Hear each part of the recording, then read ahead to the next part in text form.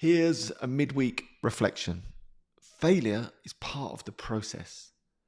Too many of us fall into the trap of perfectionism. That's easy for me to say. Perfectionism. There it was. That was very imperfect. There's a good start to this particular little episode of the podcast, which is really a little nugget of wisdom that I want to share. I loved my previous series of the podcast where I would share some insights and wisdom on a daily basis. This is a mini version of that. Maybe once a week. The idea is that I'll drop in some insights that I'm rolling around with at the moment. And what's really topical for me, having spent the whole weekend training our incredible alcohol-free performance coaches in their certification, we were talking a lot about failure, slip-ups, departures from the wagon. And for me, the most important part of that training really is learning to coach someone around the inevitable slip-up. And why do I say inevitable? Because I think culturally, we don't like to think like that. We like to assume that we're all going to be perfect, and that's how the world works. And if we're not perfect, then we've fouled. And I think this trips up so many people. On any behavioural change, not just around alcohol-free, we want to be perfect. Janet Povey of the dieting world coined the phrase, which I love, the what the hell effect.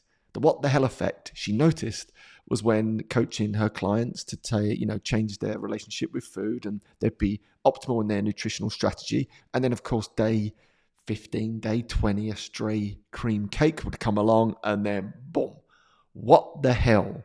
The diet's blown. I might as well have 10 cream cakes. And then there's that embarrassment and shame. And of course, they ditch the healthy eating plan until 6 months later when they readdress it. And in many ways, that's indicative of most human change, isn't it? It wants to be perfect, and if it's not, we give up. We tell ourselves a story, which is not true, that it's just us, we're broken, everyone else is perfect. When actually, if you look at the real science of change, and that's what I do, I'm buried in it constantly, trying to figure out how do we help people make change quicker, lasting change, because it's clearly not knowledge. We've all got the knowledge of what we need to do. It's just doing it is difficult. And when you really look at this, and I actually touch on this in an up-and-coming podcast with the brilliant Dr. Nzinga.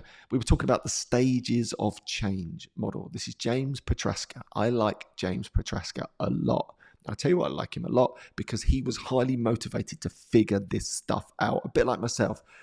In his instance, though, it was his dad. His dad was an alcoholic and would refuse treatment. So he watched his dad die of that particular affliction. And he vowed to do something about it. He vowed to try and teach humans how change it works so that they could change themselves for good. That's the title of his great book, by the way, Change for Good. I highly recommend. So he figured out that we make change in these distinct stages, which is now very widely used and ubiquitous in medical fields, the stages of change, or the trans-theoretical change model. And you'll see the different stages. There's pre-contemplation. Pre-contemplation is that moment when we're completely unaware of the need to change. So I would describe my relationship with alcohol in that stage up until about the age of 30. I never really questioned alcohol. It just wasn't like on my radar, my conscious radar. Even though there was lots of signs that it wasn't serving me, I just hadn't made that conscious connection with it. And I think the vast majority of my work these days, and in training our wonderful alcohol-free performance coaches and our coaches in general, is to tap people on the shoulder and wake them up a little bit and move them from that pre-contemplation, it's not on their conscious radar, into the next stage, which is contemplation. When you've started to think, I wonder, is it alcohol that's getting in the way of me being optimal in the workplace? Is it alcohol that's actually causing me to be inconsistent in the way I move my body, the way I nourish my body? Is it alcohol that's getting in the way of my relationships? Is it alcohol that's preventing me being the parent that I want to be, the partner that I want to be? That is an awakening. So something that was once unconscious becomes conscious. Freud spoke a lot about this, consciousness raising. That's how we step from pre-contemplation into contemplation. It's where I do a lot, I guess, of my work. But where this gets really interesting for me, the next stage is not action. And most people assume change is delineated by action. If you're not taking action, then you're not changing. But of course, you start to see there's a whole stage to process before action, because the next stage after contemplation is preparation, getting ready to make change. The tools, maybe the techniques, the groups you need to join, the courses you need to take, the books you need to read. That is the preparation stage, which is incredibly important. And then, and only then, you get into the action stage. But here's the big takeaway relevant to today's short podcast, is that the research Petraska found is that on average, it takes people 4 to 5 times around that change process, which goes from action into maintenance, eventually into termination, but very often goes from action back around the circle because of a slip up, a departure from the wagon, a stumble, a blip, a whoopsie, as the lovely Narella said this weekend. I think it's an Australian term, but it cracked me up. But these things are baked into the change process. I cannot make that point hard enough. That is why failure is part of the process. Failure is part of the change process. Yet we're all running around assuming we have to be perfect when no one is. Change is gloriously messy.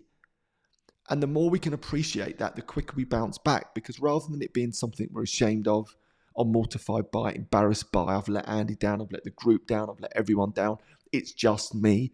The more we can get it out in the open that it's not just you. Everyone goes through the same change process. Even those that would talk about spontaneous sobriety, if you actually talk to them about it, you'll find there's usually a period of months or years building up to that point. Same as there was for me. It took me 2 years before I cracked the alcohol code. 2 years of getting it wrong, 2 years of failure, 2 years of slip up, but constantly iterating and learning and growing stronger through that process, going around that stages of change model. So here's the great secret. It's not a perfect circle. It's a corkscrew of change.